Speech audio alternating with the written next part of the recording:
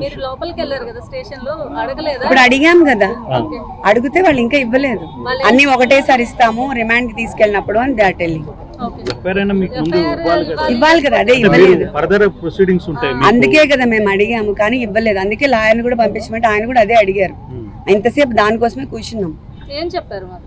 We are not going to give now. Remand కి తీసుకెళ్ళినప్పుడు అన్ని పేపర్స్ ఒకటేసారి we're going to give. Then how are you going to prepare? మేము ఎలా prepare అవ్వాలి? That's what we asked.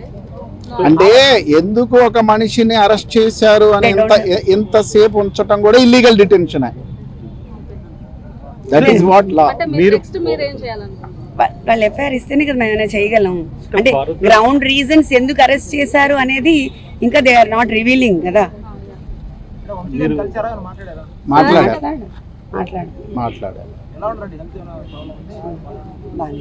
As of now he is fine. అంటే మీరు legal proceeding పోవడానికి ఫర్దర్ గా మీకు ఇప్పుడు without FIR you can't go కదా. We can't go. సో మరి 1 డే అయిపోతుంది ఆల్మోస్ట్ ఆల్. మీరు లీగల్ ఇప్పుడు కాసేపట్లో మెజిస్ట్రేట్ ముందు హాజరుపరుస్తారు. సో అటువంటి సందర్భంలో అదే మనం చెప్తాం అక్కడ. We can't tell anything. మీరు మెజిస్ట్రేట్ ముందు మీరు చెప్పే అవకాశం ఉంటుందని అనుకుంటున్నారా? ఆయన చెప్తారు, ఇంకా మనకి ఎట్లా అవకాశం ఉంటుంది? ఇప్పుడు మనకి ఎఫ్ఐఆర్ ఇవ్వనప్పుడు, సర్వ్ చేయనప్పుడు, బట్ మన చేతులు ఏముండదు కదా. We can't proceed further. So overall episode ఎట్లా అనిపిస్తుంది? ఎపిసోడ్ నేను పొద్దున్న నుంచి చెప్పాను, ఎవ్రీథింగ్ ఏం అర్థం అవ్వట్లేదు. ధైర్యం ఫస్ట్ నుంచి ఉంది, ఇప్పటి నుంచి కాదు. రవి గారితో ఉన్నప్పటి నుంచి I'm like this.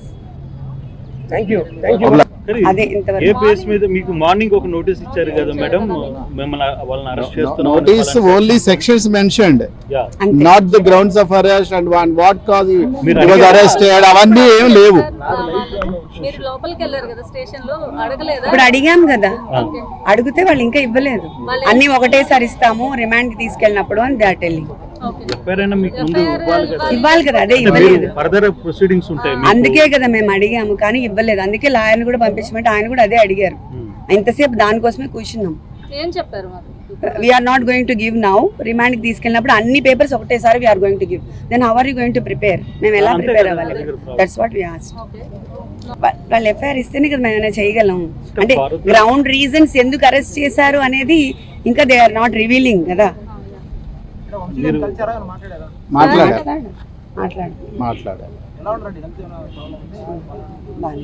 As of now he is fine. అంటే మీరు లీగల్ ప్రొసీడింగ్ పోవడానికి ఫర్దర్ గా మీకు ఇప్పుడు without FIR you can't go కదా. We can't go. సో మరి 1 డే అయిపోతుంది ఆల్మోస్ట్ ఆల్. మీరు లీగల్ ఇప్పుడు కాసేపట్లో మెజిస్ట్రేట్ ముందు హాజరుపరుస్తారు. సో అటువంటి సందర్భంలో అదే మనం చెప్తాం అక్కడ. We can't tell anything. మీరు మెజిస్ట్రేట్ ముందు మీరు చెప్పే అవకాశం ఉంటుందని అనుకుంటున్నారా? ఆయన చెప్తారు, ఇంకా మనకి ఎట్లా అవకాశం ఉంటుంది? ఇప్పుడు మనకి ఎఫ్ఐఆర్ ఇవ్వనప్పుడు, సర్వ్ చేయనప్పుడు, బట్ మన చేతులు ఏముండదు కదా. We can't proceed further. So overall episode ఎట్లా అనిపిస్తుంది? ఎపిసోడ్ నేను పొద్దున్న నుంచి చెప్పాను, ఎవ్రీథింగ్ ఏం అర్థం అవ్వట్లేదు. దీనికన్నా ముందు 2 రోజుల క్రితం ఒక సంఘటన జరిగింది. అదేమిటంటే ఈ వల్లభనేని వంశీ గారి మీద, వైసీపీ కార్యకర్తల మీద, తెలుగుదేశం పార్టీ ఆఫీస్ మీద దాడి జరిగిందని ఏదైతే 2022లో కంప్లైంట్ ఇచ్చారో ఆ కంప్లైంట్ ఇచ్చినటువంటి వ్యక్తి సత్యవర్ధన్ అనే వ్యక్తి మొన్న హఠాత్తుగా కోర్టు వారి దగ్గరికి వెళ్ళి పబ్లిక్ కోర్టులో మ్యాజిస్ట్రేట్ ముందు ఆయన ప్రాసిక్యూషన్ చెప్పేదంతా అబద్ధమని, తానిచ్చిన కంప్లైంట్ అది కంప్లైంట్ రూపంలో ఇవ్వలేదని, కేవలం ఏదో సాక్షి సంతకం పెట్టమంటే నేను వెళ్ళానని, వెళితే వారేదో రాసుకుని సంతకం పెట్టారనే విషయాన్ని గౌరవ న్యాయస్థానం ముందు చెప్పారు. ఇక్కడ బయట చెప్పింది కాదు. చెప్పిన తర్వాత ఒక్కసారిగా తెలుగుదేశం పార్టీ ఆశ్చర్యపోయింది. అరే, మనం చేసినటువంటి తప్పు తెలుసుకున్నారు, మనం దొంగ కేసు పెట్టించామనే విషయం తెలుసుకున్నారు.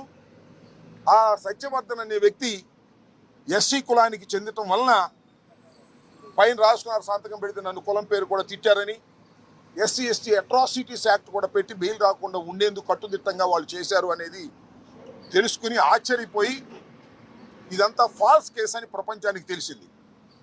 దానిలో తెలుగుదేశం వారు, లోకేష్ గారు, చంద్రబాబు నాయుడు గారు వీళ్ళందరూ కుట్ర చేసి ఈ సత్యవర్ధన్ తమ్ముడు అన్నో అరుణ్ అనే ఆయన్ని వాళ్ళు పట్టుకుని మా తమ్ముడి చేత బెదిరించి కిడ్నాప్ చేసి వంశీ వీళ్ళందరూ కూడా ఈ తప్పుడు స్టేట్మెంట్ మ్యాజిస్ట్రేట్ దగ్గర ఇప్పించారని ఒక కట్టు కథను అల్లి అది కేసు పెట్టి తెల్లారి అరెస్ట్ చేశారంట. ఇది విచిత్రమైన విషయం.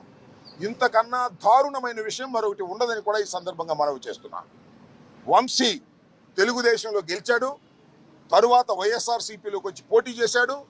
అందువల్ల వంశీ మీద చంద్రబాబు నాయుడు గారు అదేవిధంగా లోకేష్ గారు కక్ష కట్టారు. మా పార్టీలో గెలిచాడు, మా పార్టీలో గెలిచి వైసీపీలోకి వెళ్ళి పోటీ చేశాడు, మమ్మల్ని అనేక సందర్భాల్లో విమర్శించాడు. మా పార్టీలో ఉండి మా సామాజిక వర్గానికి చెందినటువంటి వ్యక్తి మమ్మల్ని దూషించడం ఏమిటి, మమ్మల్ని రాజకీయ విమర్శ చేయటం అనేది ఏమిటి అని కక్షగట్టి అనేక పర్యాయాలు వారి ప్రభుత్వం అధికారంలోకి వచ్చిన తర్వాత దాడులు చేయడానికి ప్రయత్నం చేశారు. కొన్ని సందర్భాల్లో వంశీని ఎలిమినేట్ చేయాలని కూడా ప్రయత్నం చేసినటువంటి విషయాలు నేను మీకు ప్రత్యేకంగా చెప్పవలసిన అవసరం లేదు. ఎన్నోసార్లు అరెస్ట్ చేయాలని ప్రయత్నం చేసినా న్యాయస్థానానికి వెళ్ళి వంశీ ప్రొటెక్షన్ తెచ్చుకోవడంతో ఇవాళ సడన్గా నిన్న సాయంత్రం మొన్న ఉదయం కేసు రిజిస్టర్ చేసి ఆ కేసుని ఇంకా ఆన్లైన్లో అప్లోడ్ కూడా చేయకోకుండా అరెస్ట్ చేసి తీసుకొచ్చి ఇవాళ కోర్టులో ప్రొడ్యూస్ చేయాలని అనుకున్నారు. రాత్రి లోపల కోర్టులో ప్రొడ్యూస్ చేస్తారు. చట్టం తన పని తాను చేసుకువెళ్తుంది. ఇది అన్యాయం. ఈరోజు ఉదయం గన్నవరం మాజీ శాసనసభ్యుడు హైదరాబాద్లో అరెస్ట్ చేసి విజయవాడ తీసుకొస్తున్నారన్న విషయం మీడియా సోదరులకు తెలిసిన విషయమే. గన్నవరం గత వైభవాన్ని పరిశీలిస్తే పుచ్చలపల్లి సుందరరామరెడ్డి గారు నెల్లూరు నుంచి వచ్చి ఇక్కడ కమ్యూనిస్ట్ పార్టీ నుంచి ప్రాతినిధ్యం వచ్చిన మొట్టమొదటి శాసనసభ్యుడు.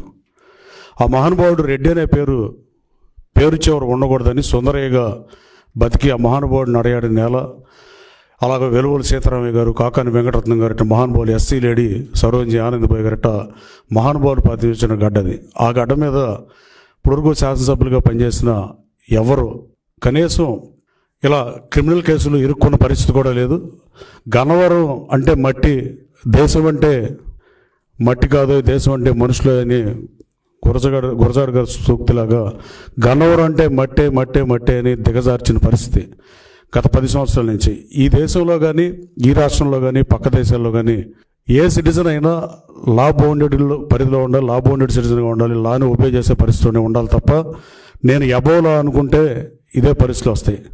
అలాగే ఇలా చేయటం వల్ల ఇంతకుముందు గతంలో 10 సంవత్సరాలు శాసనసభ్యుడిగా ఉంటే అతని భాష కానీ అతని ప్రవర్తన కానీ బ్రహ్మలింగయ్య చెరువుని రిజర్వాయర్ చేద్దామని నాడు తెలుగుదేశం ప్రభుత్వం అనుకుని నిధులు కేటాయిస్తే కాంట్రాక్టర్ డబ్బులు డ్రా చేసుకుంటే మట్టమ్ముకున్న పరిస్థితి గన్నవరంలో ప్రతి సందులో గొంతులో ఉన్న ప్రతి గన్నవరం ప్రజలందరికీ తెలుసు.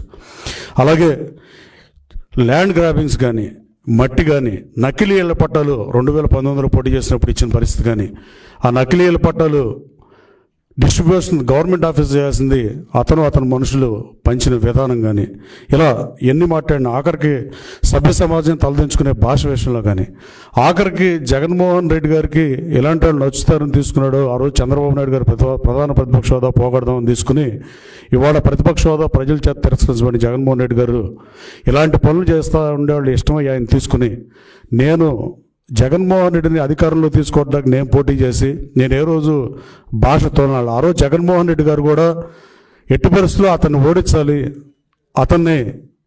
అతని దుర్మార్గాలకి అంతం పలకాలని చెప్పి తనకి వ్యక్తిగతంగా అతని మీద ఉన్నట్టుగా నన్ను పెనలూరు నియోజకవర్గం అయితే నాకు ఆ సీట్ ఇస్తానని గన్నవరంలో నన్ను బతిమలాడిని పోటీకి చేయించిన పరిస్థితి వాస్తవం కాదా? ఆ తర్వాత పరిణామాల్లో చంద్రబాబు గారి హోదా పోగొడతాకు తీసుకోవాల్సి వస్తుందని రాజీ పడమంటే నేను రాజీ పడనని చెప్పాను, నా క్యారెక్టర్ ముఖ్యమని చెప్పాను. జగన్మోహన్ రెడ్డి గారు ఇట్లాంటివి ప్రోత్సహించడం వల్ల, అలాగే ఆఖరికి దుట్టా రామచంద్ర గారు 2014లో వైసీపీ అభ్యర్థిగా పోటీ చేస్తే, నేను 2019లో వైసీపీ అభ్యర్థిగా పోటీ చేస్తే మా ఇద్దరిని తోలనాడితే డాక్టర్ రామచంద్ర గారికి కానీ నాకు కానీ తెలుగు భాషలో బూతులు ఉంటాయనేది అందరికీ తెలుసు. కానీ మేమిద్దరం ఎప్పుడు భాష వాడలాం. మా ఇద్దరి మీద ఎవరైతే డాక్టర్ దుట్టా రామచంద్ర గారు కానీ జగన్మోహన్ రెడ్డి గారు కానీ జగన్మోహన్ రెడ్డి గారు కాదు నేను కానీ పోటీ చేసినప్పుడు మా మీద ఇతను పార్టీ మారి ఈ దందాలు చేయడానికి నకిలీ ఏర్పాటాలు కేసులుకి అలాగే మట్టి దాని మీద ఎంక్వైరీ చేస్తాను జగన్మోహన్ రెడ్డి ఆ రోజు బ్రహ్మలింగయ్య చెరువు సాక్షిగా ముఖ్యమంత్రి గారు కోతవేడు దూరంలో ఇక్కడ అప్పుడు చంద్రబాబు గారికి సవాలు చేసిన మాట వాస్తవం కదా. మీ ఇంటి దగ్గరలో ఇంత మట్టి దోపిడీ జరుగుతుంటే మీరేం చేశారని అడిగిన మనిషి తర్వాత ఎంక్వైరీ చేయకుండా అతను పార్టీలో తీసుకున్న పరిస్థితి. డాక్టర్ దుట్టా గారి మీద అనుచిత వ్యాఖ్యలు చేసినా, నా మీద చేసినా, గన్నవరంలో 4,000 మంది వైసీపీ కార్యకర్తల మీద కేసులు పెట్టించినా అన్నీ గాలి కుదిరి జగన్మోహన్ రెడ్డి తీసుకుని ఆ పాపం ఊరికే పోతుందని అడుగుతున్నా. నువ్వు ఏ విచారణ చేయని పరిస్థితి. నువ్వు నన్ను పోటీ చేయించేటప్పుడు మీరు చెప్పిన మాటలేంటి, ఈ పార్టీలో మనం ఉండలేమని చెప్పి, ఈ అవమానాలు మనం మొయ్యలేమని చెప్పి నేను పార్టీ మారా. కానీ అతను పార్టీ మార్చేటప్పుడు చంద్రబాబు గారు హోదా తీసేద్దామనే ఉద్దేశంతోనో, రౌడీలంటే ఇష్టంతోనో మరి ఎందుకు చేర్చుకున్నాడో జగన్మోహన్ రెడ్డి సమాధానం చెప్పాల్సిన అవసరం ఉంది. ఎంతసేపు వాడిని అరెస్ట్ చేస్తాం, వీళ్ళని అరెస్ట్ చేస్తాం, వాడిని ఇది అది ఇది ఇవన్నీ రొటీన్ జాబ్ అవి. దానికి అంత పబ్లిసిటీలు, దానికి అంత ఈ ప్రాధాన్యతలు, దాని మీద అంత ప్రత్యేకమైన ఫోకస్ అవసరంలే. ఈ రాష్ట్రంలో 5 కోట్ల మందికి జరిగే ఏదైనా మంచి అనుకుంటే ఆ మంచికి తగ్గ కార్యక్రమాన్ని చేస్తూ వ్యవస్థని గాడిలో పెట్టి వ్యవస్థని సక్రమంగా తీసుకెళ్ళే ఏ కార్యక్రమం చేస్తే అది కావాలి, ప్రజలు కోరుకుంటారు తప్ప కక్షపూరితమైన వ్యవహారాలను ప్రజలు కోరుకోరు. సరే, మీ విధానం అయితే ఇంకో 4 సంవత్సరాలు పోయిన తర్వాత ఎన్నికలు వచ్చినప్పుడు ఆ విధానం ఆలోచించుకుందాం. ఎవడు దానికి కాదనలేరు. మీ విధానం మనకు ఉన్నప్పుడు, ప్రజలు మీకు మ్యాండేట్ ఇచ్చినప్పుడు మీ కార్యక్రమం చేస్తున్నా చట్టపరంగా ఏమైనా దాని నుండి చట్టపరంగా ఆలోచన చేసుకుంటాం. నిన్నగా మొన్న హైకోర్టు కూడా అభ్యసించింది. మీ ఎస్టిమేట్ పోలీసు వ్యవస్థ పరిధి దాటిపోతుందని చెప్పింది. ఆ కామెంట్ చూస్తే బాధ అనిపించట్లేదు ప్రభుత్వానికి. ఇది కంటిన్యూ ప్రాసెస్, అది జరగట్లే.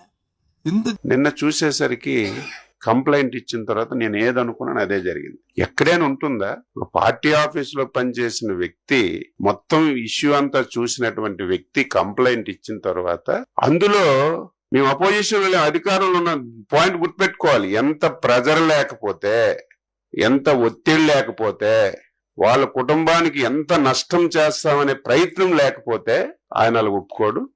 అది కూడా నేను మార్నింగే చూశాను. వాళ్ళ తల్లిదండ్రులు వాళ్ళు కంప్లైంట్ ఇచ్చారని. ఇది సీరియస్ గా తీసుకోవాల్సిన ఇష్యూ కాబట్టి పోలీసులు వాళ్ళ పని వాళ్ళు చేసి అరెస్ట్ చేశారు. దీన్ని భూతద్దంలో చూడవలసిన అవసరం లేదు. మేము నిన్నే అధికారంలో లేవు, వచ్చి 8 మాసాలు కంప్లీట్ అయింది. మా కోపము, కక్ష, వెంటనే మేము దాడికి ప్రతిదాడి చెయ్యాలంటే 8 మాసాల సమయం మాకు అవసరం లేదు.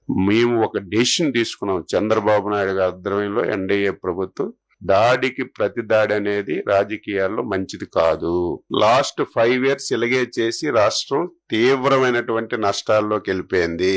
ఈ 8 మాసాల్లో మేము ఈ చెవులు ఆ చెవుల్లో దూది పెట్టుకున్నాం. మా కార్యకర్తలు తిట్టినటువంటి తిట్లకి మనం అధికారంలోకి వచ్చాం. 5 సంవత్సరాలు నరకం పడ్డాం. ఊచకోత కోశారు. మీరు అధికారంలోకి వచ్చి ఏం చేస్తున్నారని మమ్మల్ని కార్యకర్తలు బూతులు తిట్టినా, సోషల్ మీడియాలో తిట్టినా సరే దాడికి ప్రతి దాడి అనేది మంచి విధానం కాదు. అలాగని చెప్పి చేతకాని ప్రభుత్వం కూడా కాదు, చేతులు కట్టుకొని ఉండం. గత 5 సంవత్సరాల్లో జరిగిన ప్రతి సంఘటన మీద స్పష్టంగా ఎంక్వైరీ చేసి వాస్తవాలన్నీ కూడా తెలుసుకొని ఎవడు తప్పు చేసినా సరే విడిచిపెట్టే ప్రశ్న ఉండదని ముఖ్యమంత్రి గారు స్పష్టంగా చెప్పారు. అదే జరుగుతుంది. కానీ కక్ష సాధింపు చర్యగా మేమేది చేయడానికి ఇష్టపడం, భవిష్యత్తులో కూడా ఉండదు. కానీ తప్పు చేసిన వాడు తాత్కాలికంగా తప్పించుకొని తిరగొచ్చు తప్ప ఏదైనా ఒక రోజు చట్టానికి లోబడి శిక్ష అర్హుడవుతాడు. ఈ రోజు కూడా అదే జరిగింది.